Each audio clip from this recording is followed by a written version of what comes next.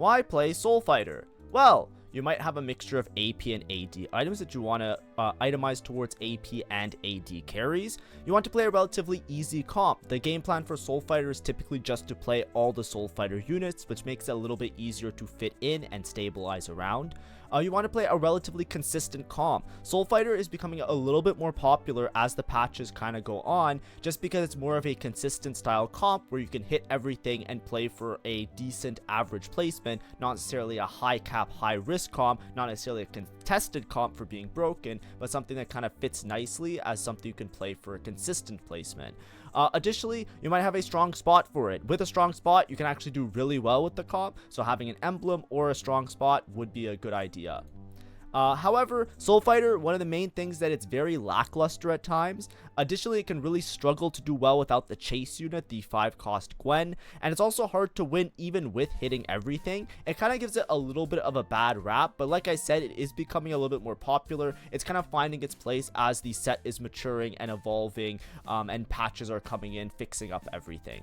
But anyways, if you like my content, please make sure to like and subscribe. It does help me out as a smaller TFT content creator. On the main channel, this channel that you're watching right now, I do daily TFT guides, either how to play guides like this or other stuff like how to play around different areas of the game, so look for that.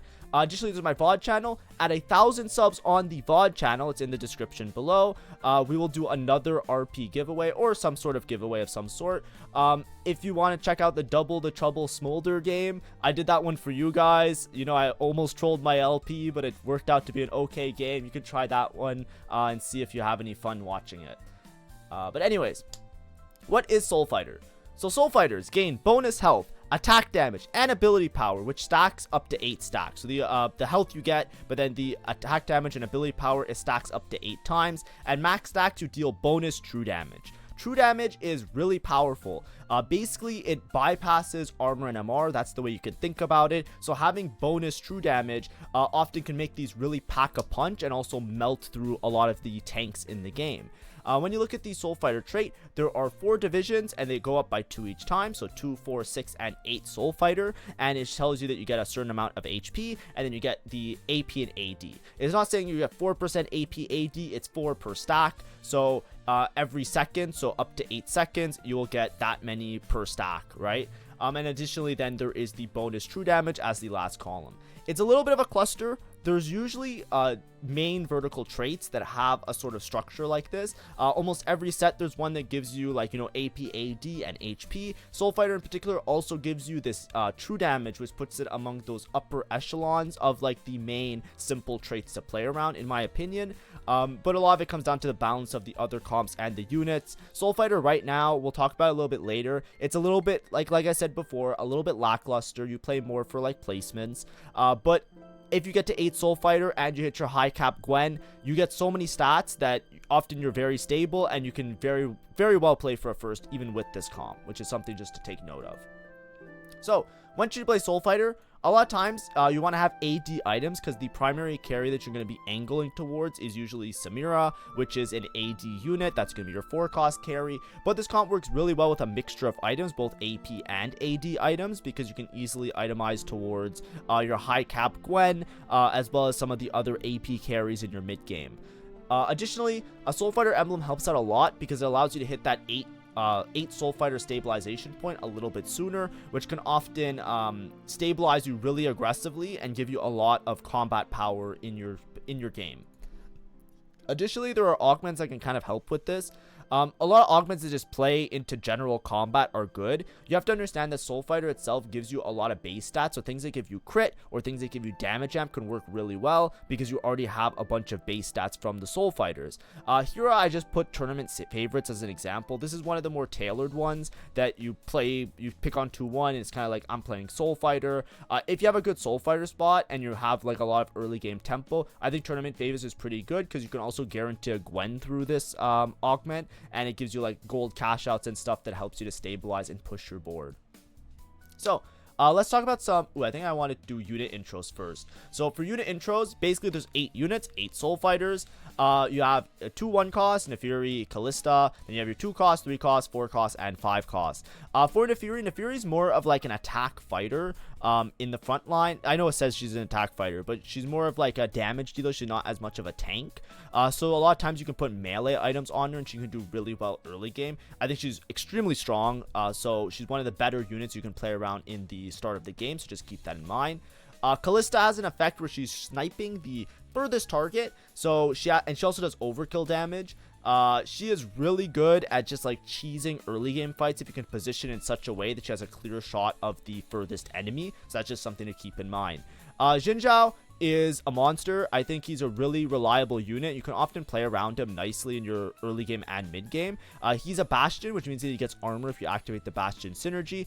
His main trait scales really aggressively and really nicely with AP and AD. He has a healing effect and then a damage dealing effect, and then additionally he marks a target.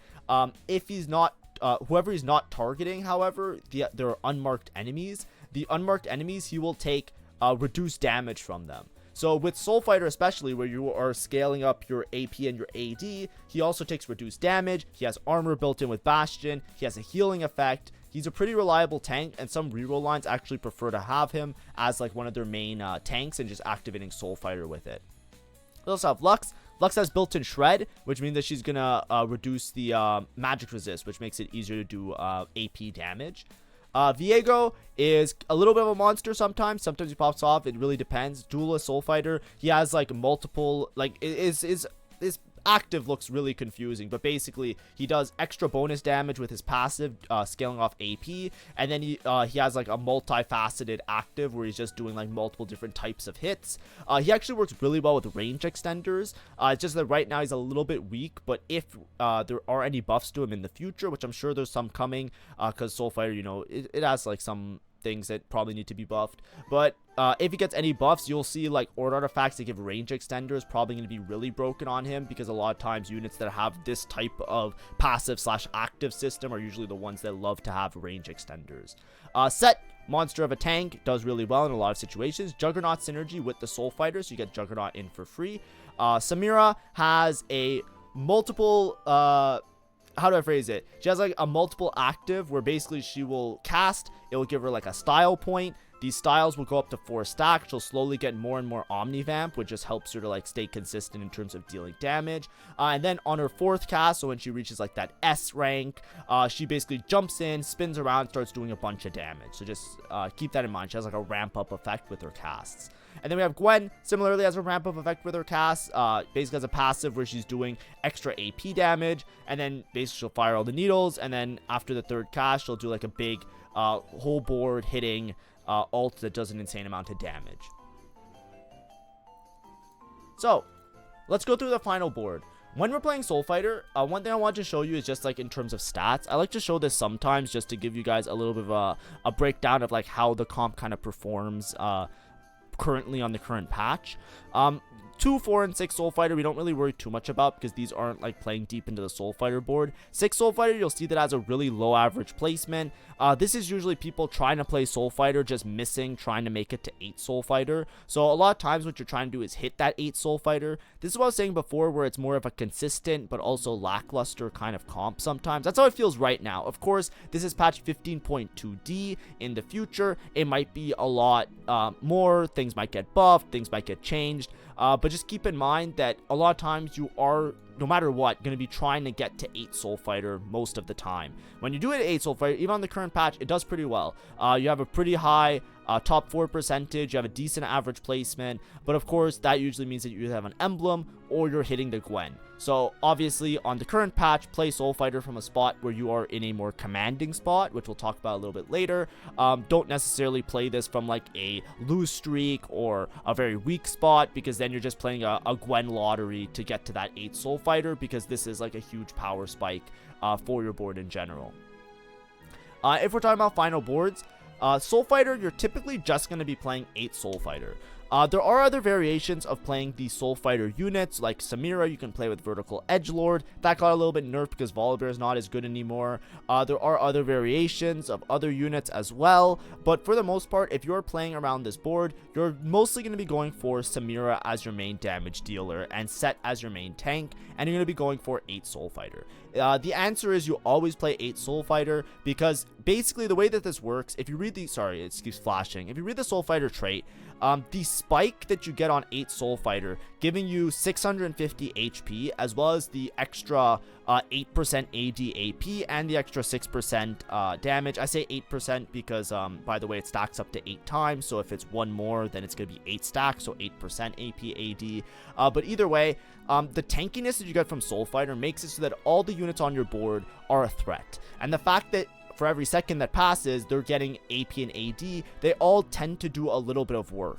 Obviously, your Samira or your main carry that has the items is going to do the most work, and your main tank is going to do the most tanking. But this is a board that feels almost like a sum of its parts. Upgrades on all the units is really meaningful. If you have like a worth the wait or something related to the Soul Fighter units, that unit could also pull their weight if they're a 3-star. Think like a Caretaker's Ally or something like that. If you have a 3-star 2 cost even.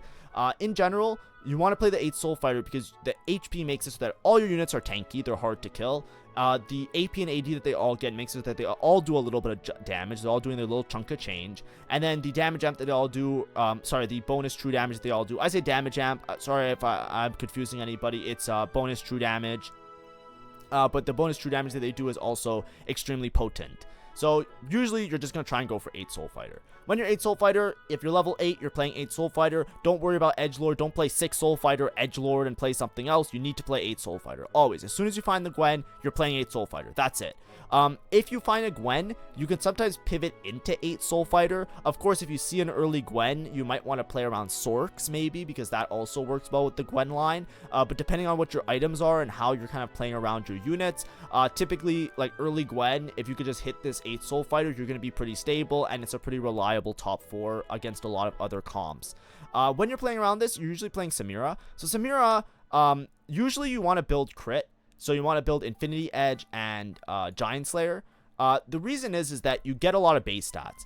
The true damage can't, I think there's a problem with true damage critting. So like a lot of times it's like a question of if you put crit on the unit or not. But you get so much base stats from the Soul Fighter trait that you want to take those base stats and convert it into some sort of damage. So typically you're going to go for making your ult crit, and then also giving yourself crit chance with the Striker's Flail, and then also damage amp with the Striker's Flail. So now you have damage amp, crit, and then you have the base stats from the Soul Fighter trait. Additionally, if you are able to activate Edgelord on the Samira, Edgelord also gives the Samira extra AD, which further increases the base stats, which gives her a good crit. So when you're thinking about this, especially if you're thinking about augments, you always want to take augments that are not necessarily giving you base stats, but ones that are scaling you, either giving you crit or damage amp, because if you're playing Soul Fighter, you have a lot of base stats already. So you want to scale that up with your augments, give yourself extremely powerful combat power.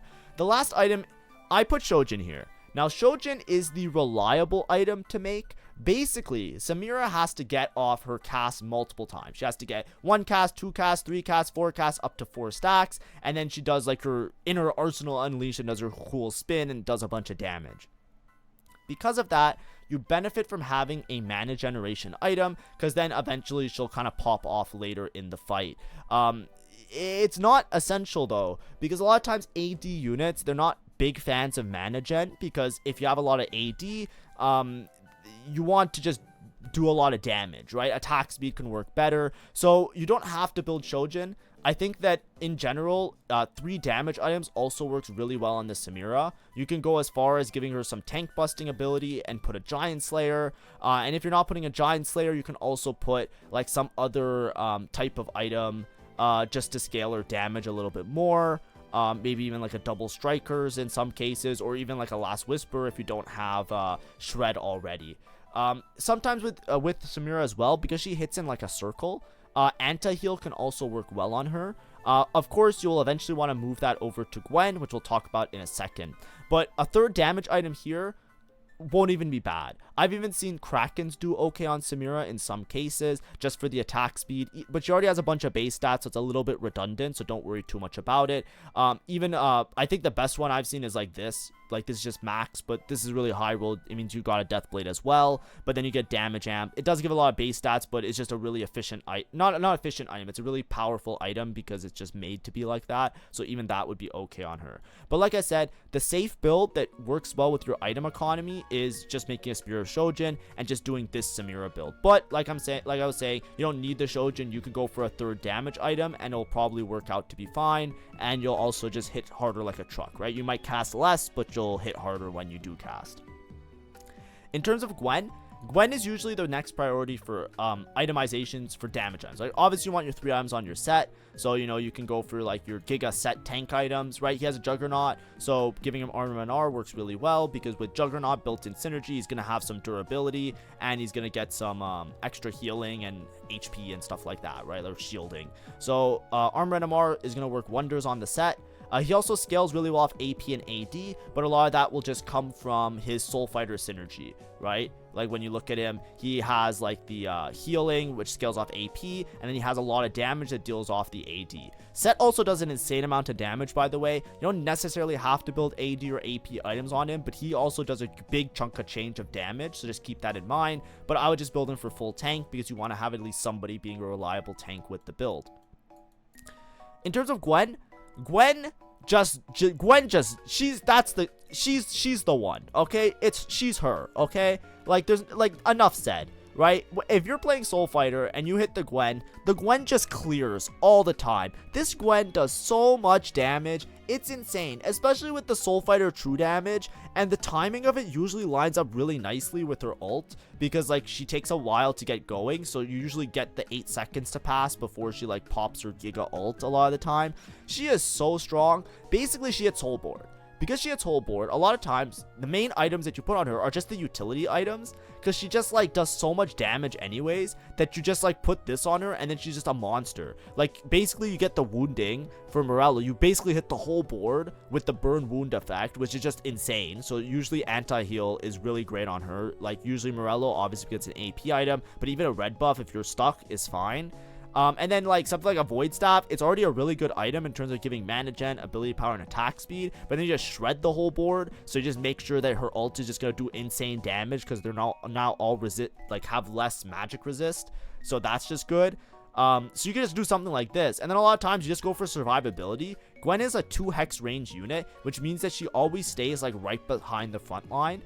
Because of that, it could be a little bit awkward, and she could get like hit or stray hit and sniped and stuff. So a lot of times Edge of Night just makes it so you guarantee get to her 3rd hit. If you're 8 Soul Fighter, Gwen 2, even with these items, I know they look like the most ragtag items that you can think of. It's like, oh, I'm just putting utility on this Gwen. I swear to God, she will like 1-tap half the board. Like, she's actually really strong. Like, she will just delete a backline unit anyways. It does not matter. And then you have the base stats from Soul Fighter, and you also get Sorkin. So if she does any overkill, she also like pops the Sork effect of like doing the HP damage to everybody else. So like, she is just so good at deleting the board. That's where Soul Fighter really comes to shine. That's where it kind of becomes like a little bit of an awkward comp to play currently. Now, obviously, if things get buffed, things get reworked, it might be like a little bit of a smoother journey, but you pretty much always have to make it to at least 1 Gwen. The 8 Soul Fighter buff for your whole board is massive, and obviously the Gwen is going to help clear your board. It can help clear the opponent's board no matter what. Now, if you're like really in a good spot, you can also just make Gwen like giga damage items as well. So for example, like obviously Void Staff is just a good item, but you can literally build her like a Samira just for like full crit and damage amp, and just watch her just delete everybody for free. This is usually like in very high roll situations, because in order to get this quality of Gwen items, you either have to be high rolling, or you have to like, you know, kind of skip past the Samira in a way. I wouldn't recommend doing that unless it's like a certain niche situation where you're fast 9ing, but most of the time you're going to be building your Samira items and then trying to like salvage up some Gwen items for later. You could put these Gwen items on Lux or Viego, and then once you hit the Gwen, you then transfer them over to the Gwen. I'm just going to put the utility Gwen here for now, because I think this is the more common end goal situation, because this is something that stabilizes your board, especially in your mid game when you only have a Gwen 1-star, because she'll still like be really useful to your whole board if you do this. In terms of other units to play, Braum and Volibear are really high cap options to get you Bastion synergy, just to give everybody a little bit of armor. They all have a bunch of HP anyway, so the armor on everybody makes them extremely tanky. And then you get Luchador in, but also Edgelord for the Samira. Like I said, if you hit a Gwen, you're playing 8 Soul Fighter. Until you hit the Gwen, on level 8, you could play any Bastion unit could help out, or a Duelist, or Executioner, somebody to help fill in the gap, but a lot of times you're playing Volibear. Volibear items are a little bit awkward right now. You're never really prioritizing Volibear as a carry when you're playing Soul Fighter, because he's not going to do that much. Since Volibear got nerfed, he doesn't, like, even in Soul Fighter situation, he doesn't do that much. It's kind of like, eh. However, if you do have a Soul Fighter emblem, this Volibear becomes a little bit of a beast. So with Volibear, you can build him towards crit. I think really good builds now for Volibear involve crit and then a Kraken. But of course, Volibear is in a little bit of a weird spot because he kind of got reworked, where he does more damage in his attacks and less damage in his slam. So it's hard to say exactly what the best items for him are, but basically whatever items you can muster out that make sense, either like, you know, tanky, like melee style items would be fine, crit items would be fine, or just like raw, just like build up and scale items could also be fine, just based on how his kit is really diverse. What I would recommend is just like IE and maybe like a Hodge, something like this.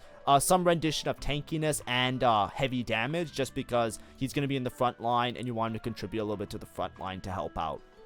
The Soul Fighter emblem makes it really reliable, because now you can drop a Soul Fighter unit, and then on level 9 you can actually play this board with the Braum and the Volibear. So that's usually what you go for. That's why emblem is so important. It also stabilizes you earlier, because you don't need the Gwen in order to hit the 8 Soul Fighter. You just have to hit your Samira and your set, and then you can just like be off to the races and you'll be in a fine spot.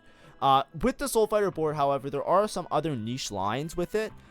There is, like, I've seen Viego reroll in some cases. This is usually played with Duelists, but I'm not sure if Soul Fighter is going to be the way to go. It really comes down to like later patches, and I'll have to make an updated guide if it becomes common. But there's a lot of range extenders that work really well on Viego, typically the artifacts.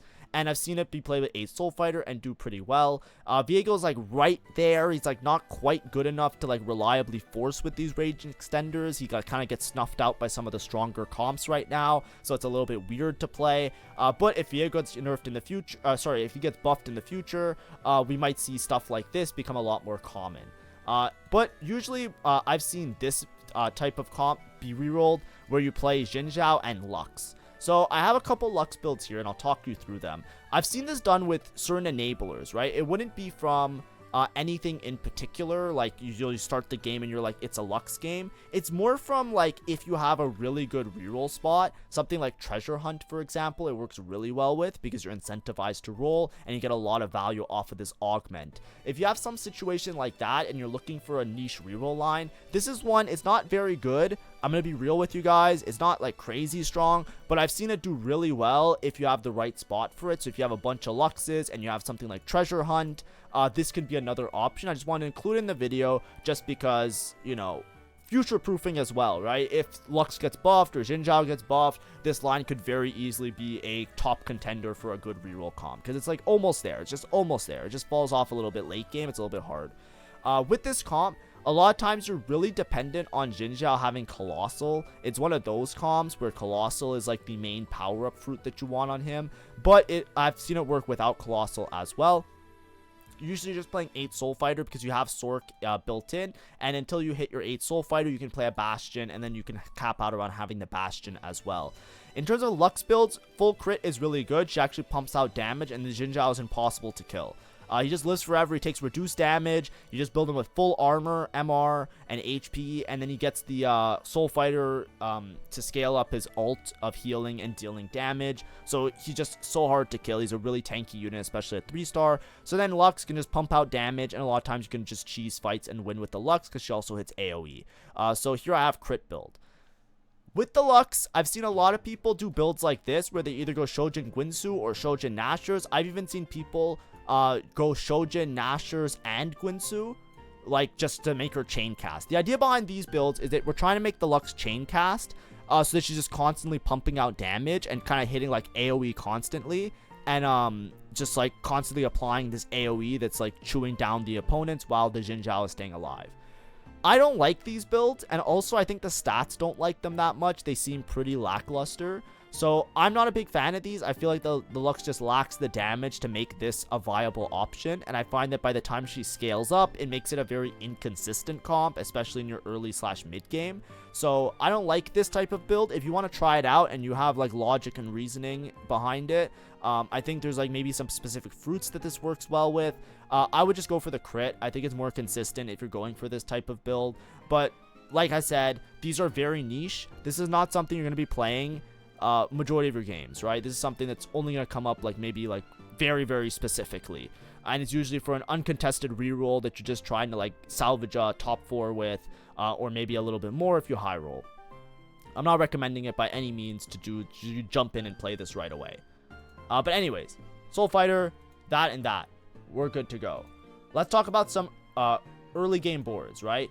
Early game boards, a lot of times with Soul Fighter, let me just clear the board, usually revolves around either one of two things. It's either you're starting out with these 2 units where you're playing the Fury and the Callista. A lot of times if you're playing the Fury and Callista, you're usually just playing like some sort of Juggernaut opener like this, and then you try and find an Executioner to slot in for the Neferi, for the Callista to pop off. A lot of times it looks something like this if you're trying to like build towards like the Mighty Mech and get the Executioners in. Senna can kind of like hit the backline because she shoots a giant laser beam. Then you can put your Callista somewhere here so she has like an easy line to snipe the backline carry, right? You can imagine if somebody's in the opposite corner over here, Senna's gonna shoot and then she's gonna snipe, and then there's overkill damage and bang, bang, bang. You just cheese a lot of the fights. Additionally, if you have a Katarina, you can also play a build like this early on. The thing about Soul Fighter that's great, however, is that you get a lot of stats from it. You get a lot of HP, right? Especially early game, right? If you look at 2 Soul Fighter, that's 120 HP on both the Soul Fighter units. If you get 4 Soul Fighter in, that's 240 HP on each of the Soul Fighter units. At the beginning of the game, most units have like 800 HP or less. You know what I mean? Like, they are tanky. These are paper units. It's the start of the game. Nobody has items. Everybody's just slapping each other around like they don't have any ults. They don't do anything. They don't do any damage. And here, you're doing true damage. You're getting base stats. And you have a shit ton of HP. So a lot of times, a really, really strong thing to do is actually just to play Soul Fighter in your early game, right? Getting to 4 Soul Fighter is actually a really big power spike, and you can often do pretty well with just boards that look like, not like this, sorry, give me a second, Jinzhao, and then just build around the synergies in a way that makes sense for your board, right? Either playing like a Bastion for frontline or something like this. Early Soul Fighter can often help you to streak. You can do really well on stage 2, as well as really well on stage 3, and like leading up to stage 4. This is usually when you have a good Soul Fighter spot, right? If you're starting the game off and you have a lot of Soul Fighter units, especially if they're upgraded, this usually means that, okay, I have to take these Soul Fighter units, I have to build items that make sense with these units, either AP or AD or a mixture of them. So a lot of times you have to end up in a spot where it might be a little bit awkward to play around other comps, right? There's a lot of like AD units, right? There's Volibear. Volibear's a little bit awkward to play around right now because he's not like super relevant in the meta, and his items are a little bit particular, and it's just a little and a lot of times you need to find the Braum with him, which is a little bit awkward because the board you play with him is often a little bit expensive. So it's a little bit weird to play around him. Ashe is very contested because she's really broken because of the colossal bullshit with the Udyr that I'm sure you guys have all seen before. But she's also really specific. She needs very particular items. She's really bad with crit. Like, she doesn't like crit items at all. She pretty much just wants as much attack speed as possible and a Kraken's, and that's like her best in slot items. And everything else is like very, very lackluster on her. So she's a little bit awkward to play around. You have to really angle and play around her. And then what are the other AD units? Exactly, right? So that's where Samira comes into play, right? Samira, my Samira. So a lot of times if you have an early AD's kind of start, it's kind of awkward to play around different units if you don't have reroll options. So playing around Soul Fighter, that's where the reliableness comes into play. If you have a early set of upgrades and you have to convert that into a win, it actually works, or convert that into a top 4, it actually works in your favor to play around Soul Fighter. Even though it's not maybe the strongest board, it's not the flashiest board, it's very stable in the mid game and early stage 4. You just have to have it, you have to play it from enough of an advantage in order to actually realize the full potential of it. You can't play it from behind. You have to play it from ahead. You can't be playing it weak. You can't be playing it limp. You gotta be playing it strong from ahead. That's the main thing with Soul Fighter. Because basically, you're not going to go fast 9 with this comp. You're going to roll on level 8, but you want to be stable enough with HP and gold that you're going to be able to make it eventually to level 9 or high roll and find a Gwen. right? And then once you get to the 8 Soul Fighter threshold, you're taking that advantage that you have and converting into a reliable top 4. And if you hit a max cap, like you hit good items on Gwen, artifacts can also work really well with this comp because a lot of them are really good on Gwen. Sniper's Gwen is still extremely strong because she just hits whole board and just deletes everybody. There's a couple good options for Samira as well. Check out the Orn artifact guide if you want to see more. But the main idea is that if you're far enough ahead, you can actually convert this into a really reliable top 4, which is something that's hard to do. There's a lot of times where you're in a top 4 situation, you try and play a contested comp, you miss, and then you just like drop all your HP, you go straight to 0, and you just die, right?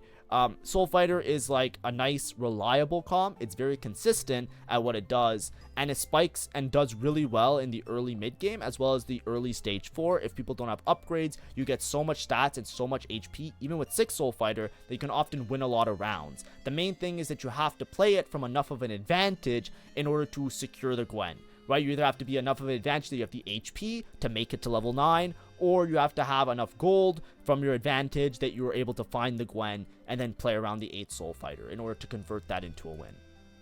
Of course, things can change in the future if the comp gets buffed a lot, but even if the comp gets buffed, it's a broken comp, the same thing applies. You want to play it from enough of a lead where you're guaranteeing the Gwen without having to fast 9 specifically for the Gwen because it's a level 8 comp. So what are your conditions for success? Play from ahead. That's what you want to do. You want to play from ahead. You don't want to be playing it from behind. You don't want to lose streak and play Soul Fighter. That's not a good idea. You want to be win streaking, and then with your win streak, depending on what the lobby is doing, if you're playing Soul Fighter, if you have the Soul Fighter upgrades, you can convert that into a nice reliable top 4 and call it a day. And if you high roll, if you hit everything, then you can obviously still play for the first. If you have enablers, emblem, things like that, you can still play for the first. You want tempo and uncontested. A lot of early game tempo matters.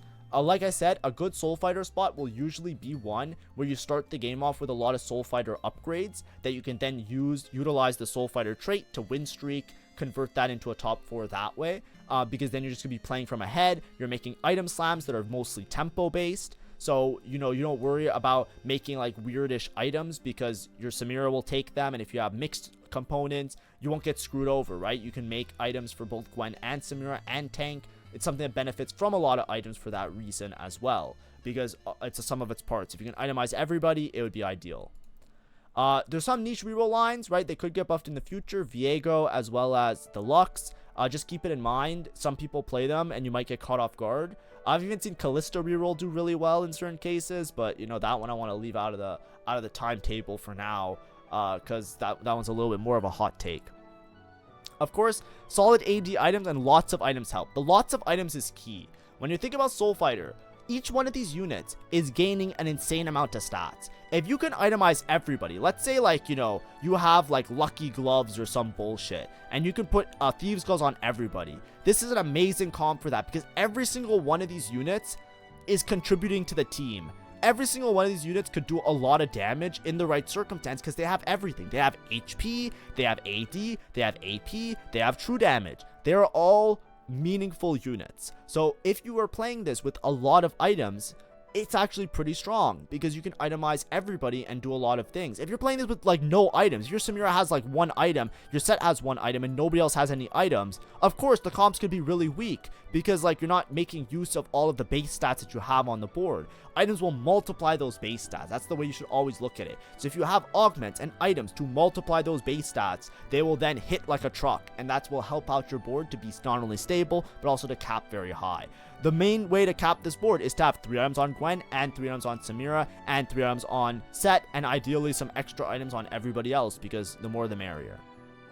One of the main things I see that people make a mistake with a lot of times also is like prioritizing like Volibear items without the Soul Fighter emblem. It's okay, but it's also a little bit risky. That's the only thing I would say to be cautious about, because you don't want to make too many melee style items, because you'd much rather make the items for the other units. He could hold some Gwen items, however. Like he can hold like an Edge of Night, like stuff like that, and you can move these to Gwen later. It's still okay, but it's just like be aware of that. But anyways, you want to make it to Gwen cap. That's the main thing. So even if this comp gets buffed, like I said, even right now, it still performs fine. There's lots of players that play it. I see it a lot in games that I'm playing, and it does pretty well. The main thing is that, like, you know, it's not like a flashy giga win condition comp. It's something you want to be playing from ahead to make sure you make it to the Gwen cap. And it's also something that's like a little bit like, you know, I would say it's not the strongest of comps. It's definitely on the weaker side right now. So we'll see how it pans out in the future of the set of TFT, set 15. But for right now, it's more niche. Be careful with it. But obviously, if you're ahead, it's a valid option. Anyways, thanks for watching. Hopefully that was informative. Sorry that the how to play guides have been a little bit off schedule. Basically, for those that don't know, I talked about it on stream. I wrote a bunch of how to play guides, and then they B-patched the game. Then I wrote a bunch of how to play guides, and then they C-patched the game. And then I wrote a bunch of how to play guides, and then they D-patched the game. I've edited the Soul Fighter one like 3 or 4 times by now. But, like, you know, there's lots of things like luchadors and all those other comps that were strong that I just had to throw away because, like, they patched it the day after. So either way, I want to release this one because it's one of the main vertical traits. I understand, like, I know sometimes I make these and people are like, this comp sucks, I don't want to play it right now. And it's like, it doesn't really suck. It's like, okay, if you play it from the right spot. I just want to make that very clear. It's obviously not the strongest comp right now. It's not going to be like your Giga S tier, like you spam it every game and you win for free. But I still want to make the guide because it is one of the main traits. So for especially beginner players, this is one of the ones that you kind of have to know how to play because you're going to see the Soul Fighter units all the time because most of the units are Soul Fighters. You know what I mean? So hopefully that was fun. Hopefully it was informative and hopefully it made sense. Have a great day. Thank you for watching and see ya. Bye-bye.